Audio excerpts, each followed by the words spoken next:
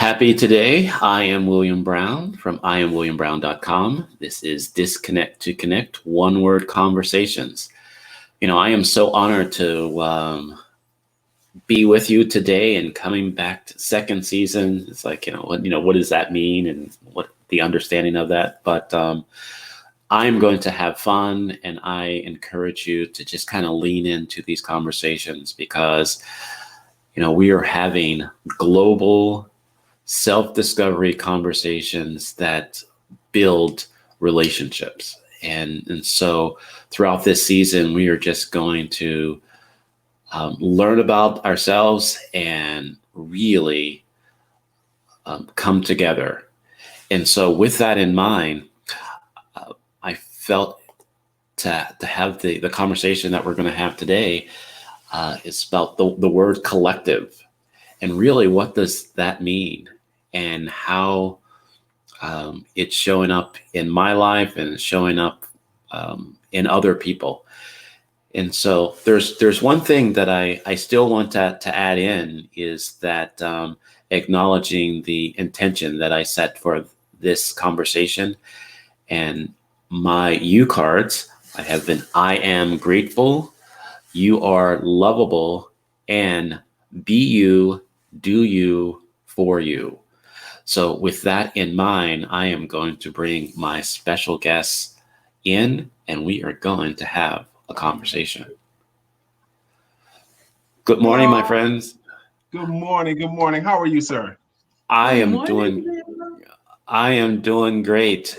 This is the moment in the conversation where I ask my guests to introduce themselves however it feels comfortable to them. However feels comfortable. You want to go first? I am Lisa Santiago McNeill. And I'm Brian Keith McNeill, born and raised in the streets of Brooklyn. But anyway.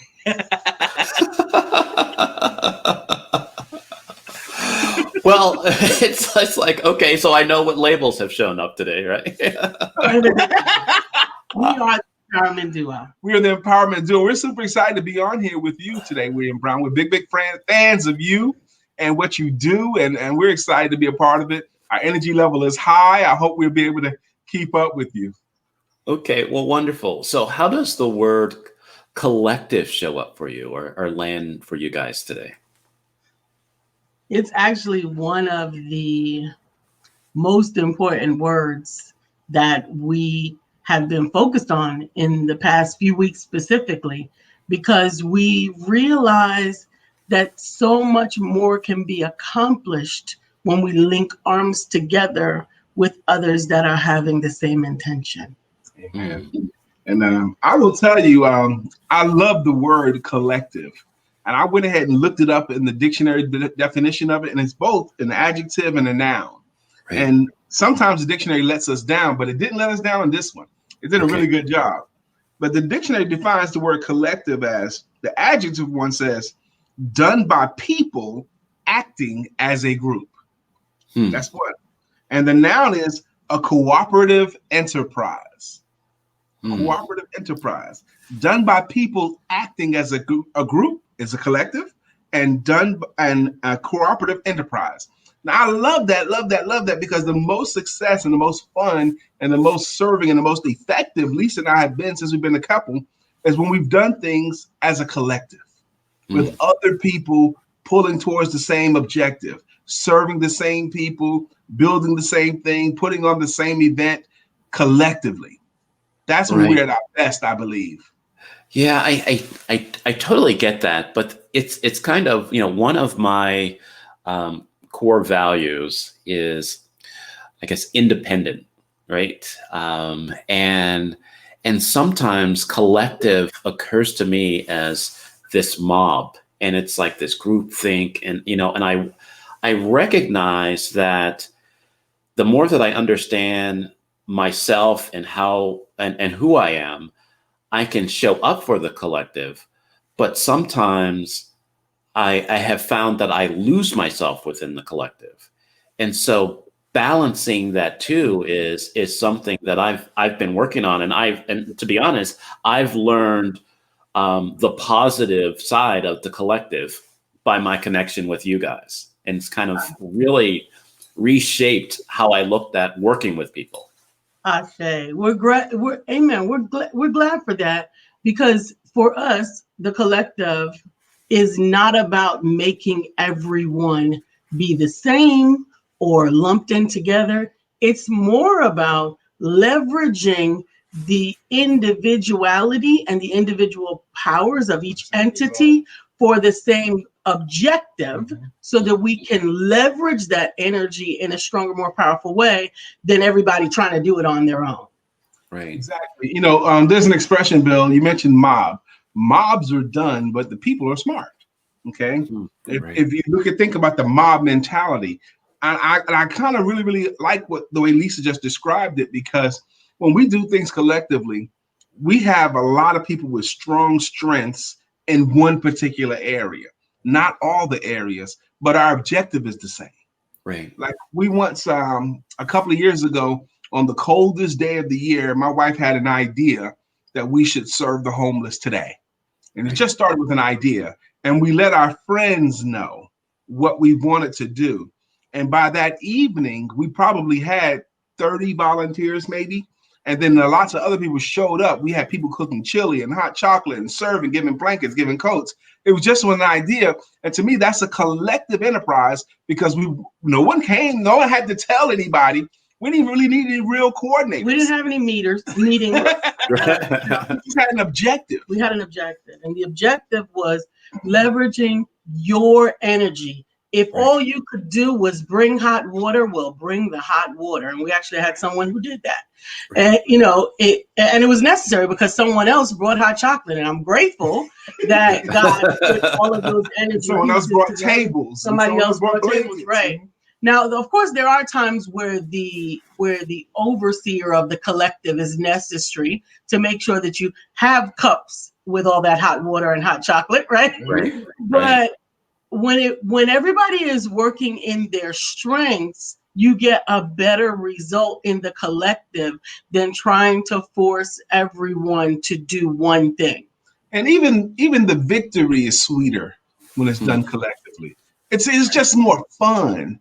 You know, and I'll tell you another reason when it's fun: when you're working together in a group, and let's say the work is hard. Right. It's difficult to get it done. It takes longer. Your body gets tired. You're mentally taxed. You're dealing with frustrations. You're dealing with people. Even then, because it's a collective, it's better. It's more enjoyable. It's even sweeter. Right. You know what the vision that just came to me in the collective, as I was trying to deconstruct sort of your original statement about, losing your individuality in the collective, right? Right. It made me think of the cheerleading squad. Okay. And the importance of the differentiation between the anchors that are on the bottom and the little tiny chick that's at the top. Okay. Right. But she can't get there. She can't get up there without Bruno and Mike on the bottom, but nobody wants to see them climbing on somebody's back. Right. So everybody is important to make this outcome, but they all have different practice routines. Like, she's got to do the flipping routines. He's got to go bench press some stuff. Right. Everybody has different things. So nobody is trying to make you're a cheerleader. Right. Yeah, I'm a cheerleader. Right. Right. Absolutely.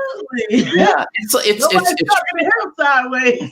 Right. It's and I think that's where I've caused challenges in my life in those experiences, because I felt like everybody, I wanted to be on top. I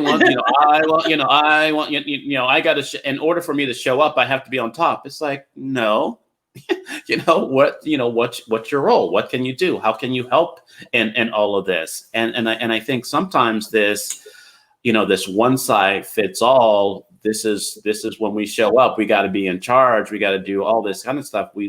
And I think that's how, what I'm getting for myself, that's how I lose myself, because I don't know myself. So I just try to be, and all of it and all of that other kind of stuff. And I miss the contribution in the collective. Wow. Let me, if I can attempt to reframe that a little bit, Okay. Instead of worrying about losing your individuality, how about focusing on becoming part of that fabric? Become a part of the fabric instead of worrying about individuality. Of the mutual general overall success. Think of a quilt, Right. And also I think it's tough to lose your individuality. It's really, really challenging to lose it. There's so many unique things that are you. And of course, I am speaking to you, but each and every one of us, even when we find similarities, we try to there's so many differences. I mean, even look at the thing that we consider the most alike, which is twins, right? There's always differences. And there's even in the twins, differences. Personalities, expressions, tone of voice. One is an introvert, one is an extrovert. So there is so much unique matter that creates us and that makes us who we are. It's a heck of a big job to make anyone a cookie cutter of anyone else. Right. And no one has anyone else's collection of experiences and things that they've seen, things that where places that they've been. It's unique. Right. I think that here's another thing that I've added to the show this season is, talking about the different areas of, disconnect to connect, and one being how we disconnect and disconnect in our work. And so when I look at the word collective, sometimes when I show up in my work or in what I'm doing, that how can I connect and be a part of the collective, recognizing the goal, and the purpose of us coming together, in the work, and not, and I think how you were saying, I'm not losing myself. I am not giving myself permission to show up, and I think that's a difference. It's for me, it's like, okay, I have to temper this down so other people can do that. So it's not, I'm not losing myself. And I think that's why I'm changing the language. And so the question that I had for you guys, how can you strong, individuals show up in your work, fully, and just kind of get stuff done, and just kind of make sure that everybody is in their lane and not in their lane, and kind of working together. That's a great question. And it's a great time to ask it on a good day. I heard two questions there, but you go ahead first. Okay. You want me to go first? Yeah. Well, I think the biggest thing is that we know our strengths and we know our lanes. And respect for mutual respect. One another's strengths. And a mutual delight in one another's strengths, and a mutual enjoyment in each other's strengths and successes, and even helping each other endure the challenges and failures. So I take delight in Lisa's strengths and her successes, and I would like to think she takes delight in mine as well. Absolutely. And I actually, to use the word delight again, I take delight in leveraging them. Because oftentimes when you have certain responsibilities and those that are around you don't bring the same to the table, don't bring the same energy to the table, you can find yourself bearing more of the weight than you could. Offended by that. Right. And so for me, knowing the strong suits, and you're speaking to us about us, but our collective includes so many others, including you, understanding, just like I've done earlier, that if there is a strength, it doesn't diminish my ability or my strength in any bit to say, you know what, you got that one. Right. I'm still great, fantastic, and amazing, but I'm not going to be doing that. And I heard another part of your question too, Bill, when you was talking about the way you show up sometimes and wondering if you have to, well, not necessarily wondering, but choosing to temper down yourself in certain situations. Yeah. To me, that's more of a factor of environment and where you're around. Okay, who you're around when you think that way. Because there are some groups and some settings that you're in, you wouldn't feel that at all. Okay, you wouldn't feel that at all. You feel fine to be who you are fully, but it's just who you, like, for example, I saw something this morning where at Trump's New Hampshire rally, the announcer came on and says, "Please wear your mask," and people booed that announcement. Okay, Right. And the announcer the newscaster was like, how can people be booing the request to wear masks? And I was like, well, consider your audience. Think where they are. They're at a Trump rally in New Hampshire. That's what you're going to get there. But if they ask that same question in New York, for example, you wouldn't get a boo, So whether or not I can relate to that, I'm thinking in terms of showing up in your full authentic self first starts with being comfortable with your full authentic self. There are times and spaces where your greatness, your fantasticness, all your abilities need to be quiet. Right. And it is not because you're not perfect, amazing, and awesome. Sometimes it's because this is a season or an opportunity or an environment for you to glean or learn. And so you're not stifling your amazingness, you're allowing it an opportunity to evolve. And being able to know the difference is a part of growth and maturity.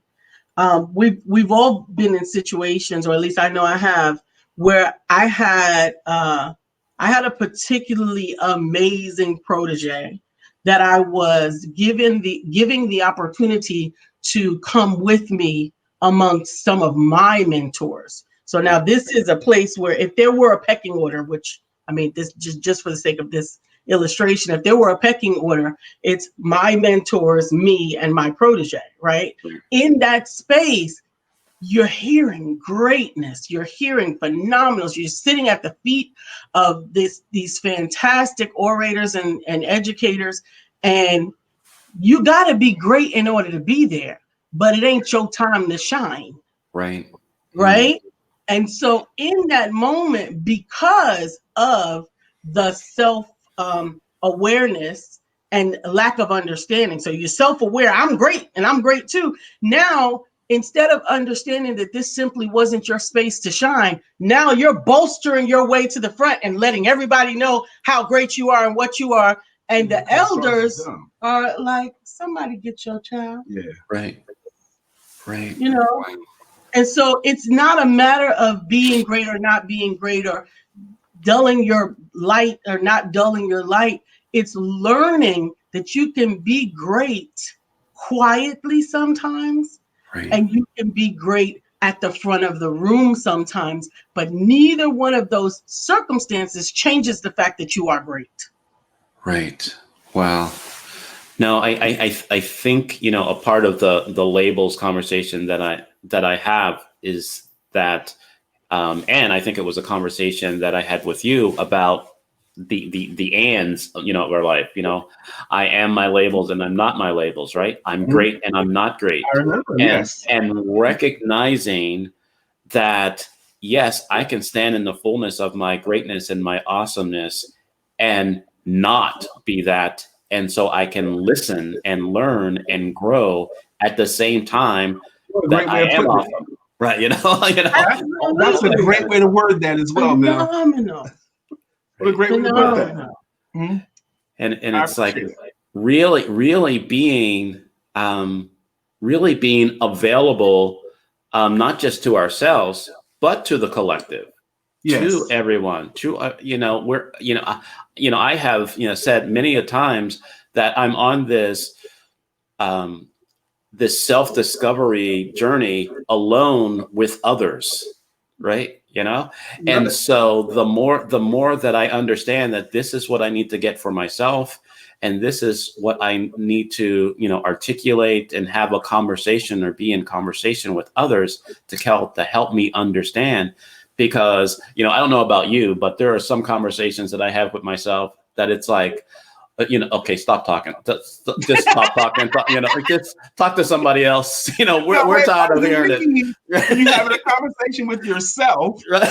And you tell yourself, look, it's like, stop it. Whoa. That's hilarious. We talk to ourselves all the time, but. Or, you know what? There could be an instance where you tell yourself to stop talking when you're beating up on yourself. Right. If you're beating up on yourself, you need to shut up. Right. And so really get that. I think the story that you mentioned before about, the idea, it's, it starts with an idea of, helping, people are homeless, and just kind of sharing that with other people. Do you think most of our, I guess, our desires kind of lead us into this collective way of being?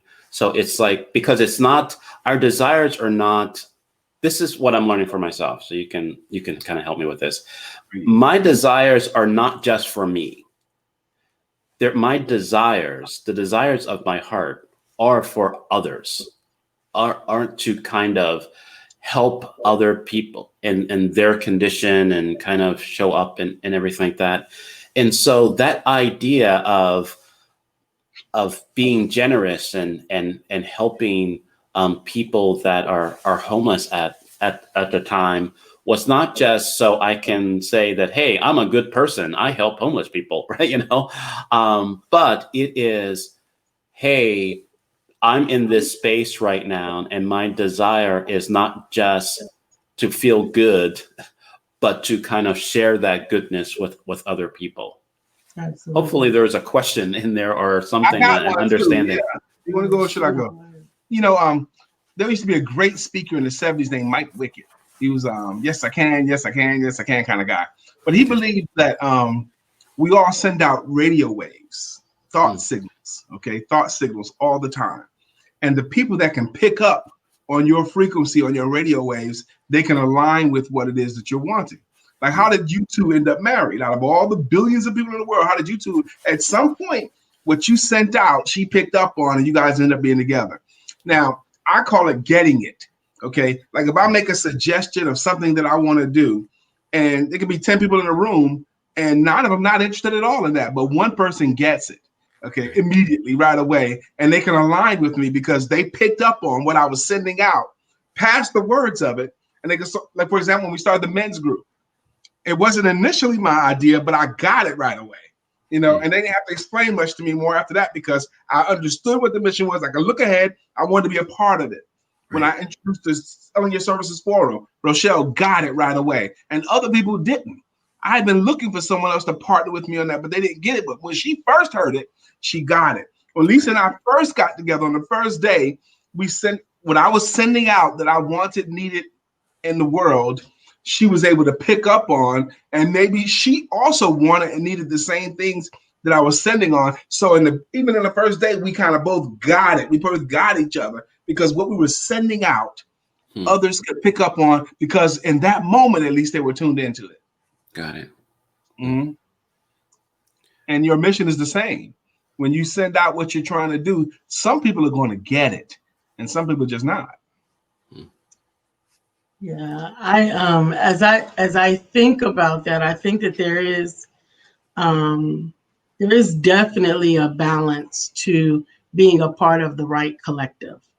That's I think that's why certain people gravitate to certain churches and other churches, and it is about being able to agree, at least on some degree, with the ones that you've decided to be in collection with. Right.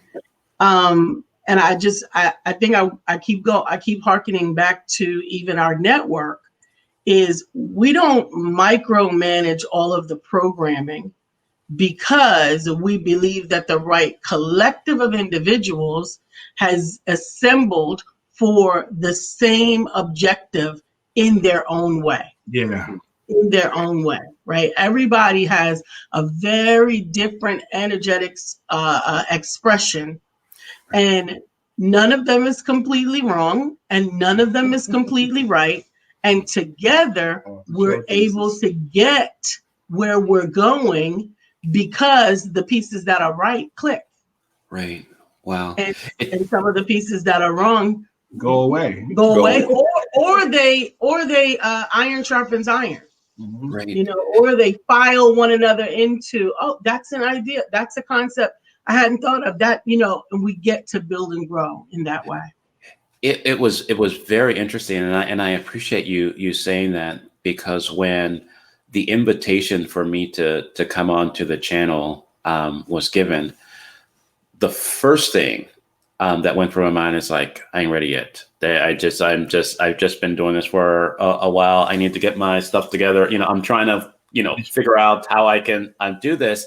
But, a moment later, I heard my mentor, Lisa, say, do it. It's like, push the button, right? It's like, say yes. And I really got that what I've been doing or what I am up to is a part of the empowering people, is a part of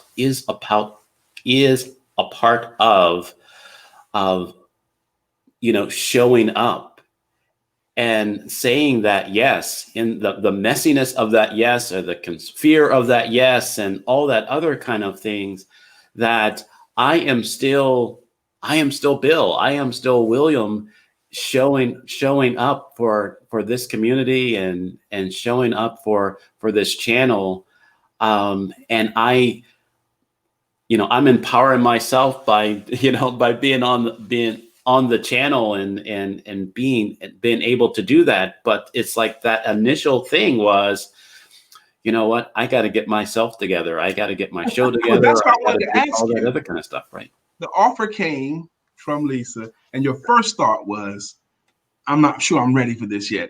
And then you heard Lisa in your ear saying, do it. And then the next thing was what? Next thing is like, we going, right? So you were able to either quiet or convince your subconscious mind that you could.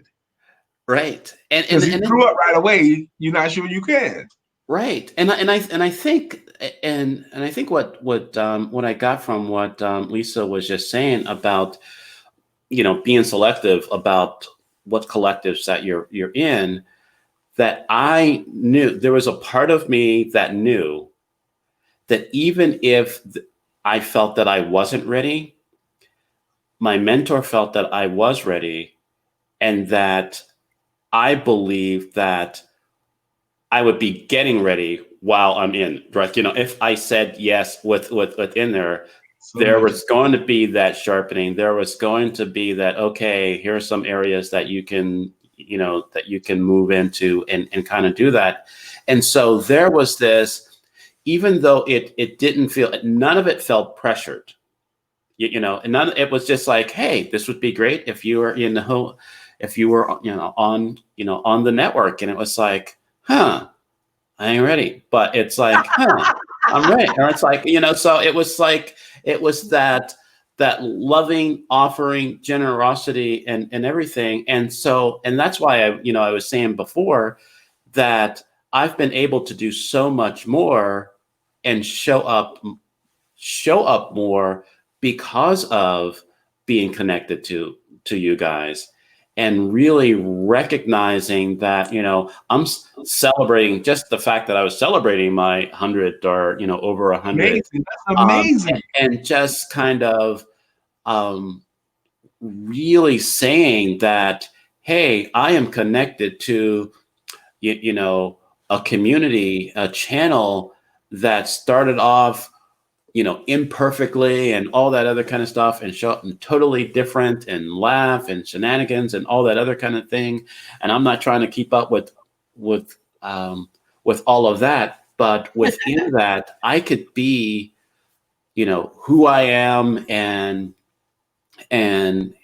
basically, I was about to sing my own song. Isn't that crazy? Right? It's like, but it is. Bill's song. Oh, yeah. Our friend Bill. That's right.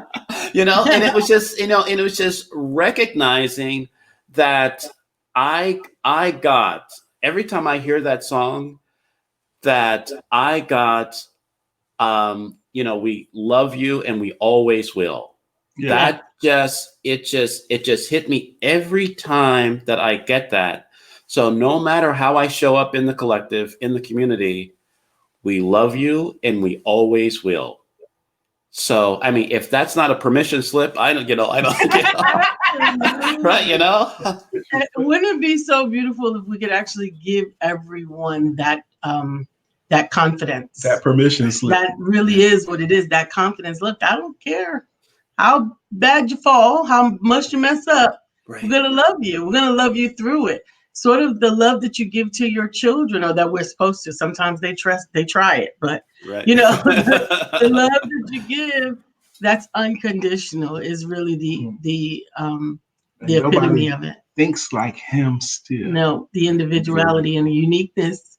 Bill, listening to you and as having as intimate a knowledge as I do of you over the past, I don't know, 8 years, 7 years, maybe. Right. And I'm gonna tell you, man, one of the things that I admire about you is that you are a leader. Okay. You have leadership skills, you have leadership traits, and you don't lead like other people lead. No. You lead the way you lead. It's a very Bill leadership. In such a way that the people that get Bill Brown are happy to follow. Absolutely. They're happy to follow. The fact that you've done 100 episodes is freaking amazing to me. Okay. Because at some point, at one point before, you had done no episodes, and now you've done 100. Right. Okay? So you become something along the way. It's impossible for you to do 100 episodes without becoming something or changing in some kind of a way. But you're still a leader, man. To me, I see you that way. Yeah. No, I definitely appreciate that, and and like I said, like I do, I've questioned that. It's like, because it's like my leadership doesn't show up like other people. That's okay. That's okay. And just lead, and finding those moments that I'm following and leading at the same time. How I can follow, and I think I've mentioned you guys as mentors a couple times.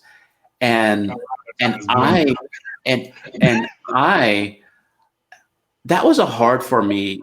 That was a hard term for me to use, mainly because like, it's like to go back to the cheerleader analogy. I need to be on top. I need to kind of figure out a way. Right. That's immaturity. Right. Absolutely.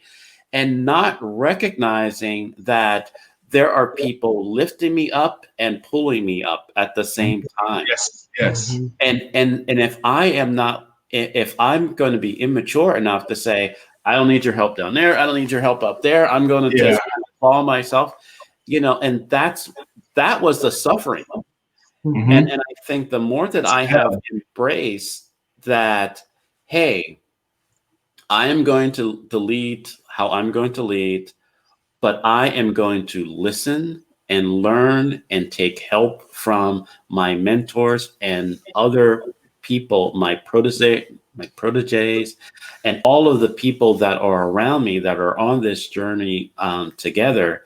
That's creating this collective. There is a collective to my life. That the more that I allow and stay in relationship with the people that are around me, the more that I am able to be fully in my life. And I think that's what this inner dependence or connection that we have with each other, that I'm really embracing in that. And so are we. Amen. It is an interdependent thing, because there are many times that we've had to say, you know what, we can't make this decision right now without a Bill perspective. Yeah, we want another mind, and sometimes we want it specifically yours. Yes. Absolutely. And it's necessary, but when I had I had a conversation with another one of the leaders in our network, and that's the other thing, our network is filled with amazing leaders, right? And the conversation was, you know what, they were saying, you know what, I can do all of this for you, but when I try to do it for myself, I just I can't figure it out. And I have to credit God for this, but you can't do it by yourself because you were never intended to do it by yourself. Right. No matter how great you are, You were never intended to do it by yourself. The word of God says every joint supplieth. And that fitly joined together, my God, when we get fitly joined together, when we get to the place where I'm a helpmeet operating as a helpmeet and not trying to operate as an elbow or Right. you know what I mean? That I I'm a got elbows. right. You got elbows. Exactly. So when we get comfortable and confident in the role of expertise that we've been given, Right. then everybody gets to operate in their greatness, and together, oh my goodness, we get some amazing results. Right. And the Wow. fact that I get to do that with my spouse makes it Right. even better. Yeah. Absolutely. You know, we could talk about this for hours, but I'm sure there is some empowerment that you guys are got to do today and others. Actually, we're excited about today because when we're done here, we're going to jump in our car and we're going to drive 3 hours away for a weekend getaway. We'll spend 2 nights in a hotel, just usins, having a good time. Absolutely, and that's that that other collective that we that we need. The other collective, yes. But is there any last thing that you guys want to share? I just appreciate you guys being a part of this, this second season, and everything that is going to like show up, in these episodes. Is there anything that you guys have that you want to leave? Absolutely. Continue to be the best you that you can be, but also find a community that the best you can serve. I like the thing you said there, and I like what you said right before that. The reason why you can't do it on your own is because you're not supposed to. But the thing is, we're not supposed to build this house by ourselves. You're just not. If you're trying to do it in your own strength, you're doing it incorrectly. You do need help, and no one has lived on the earth long enough to have enough experience to be able to do anything by yourself. We all need some help, and so do you. And go get it. Okay, just go get it. Go get it or go be it. Or go be it. Well, not the getting it is by being it. That's it. Absolutely. Blessings, my friend. I will let you guys go. But this has been incredible. I really, I got it. The collective, and what does that mean? The more that I know who I am, the more that I can show up for other people, and really, have the level of discernment, of understanding who are you connected to. We're connected and we're not connected, right? But there is some intentional, purposeful connections and collaborations, as they say, that will force us or cause us to be within everything that we're called to be. I was just looking at my quote card again, and it was saying, "Be you, do you, for you." And what I got from this conversation is that I can be myself and I can do the things for myself, but for others. There's a collective waiting for me. And this is the time to kind of embrace that. So I would love to have conversations like this and others with you. You can reach out to me at IamWilliamBrown.com and we can just have a conversation, because the world wants you, the world needs you, and the world is waiting for you. So go be you. Blessings, my friend, and I'll see you soon.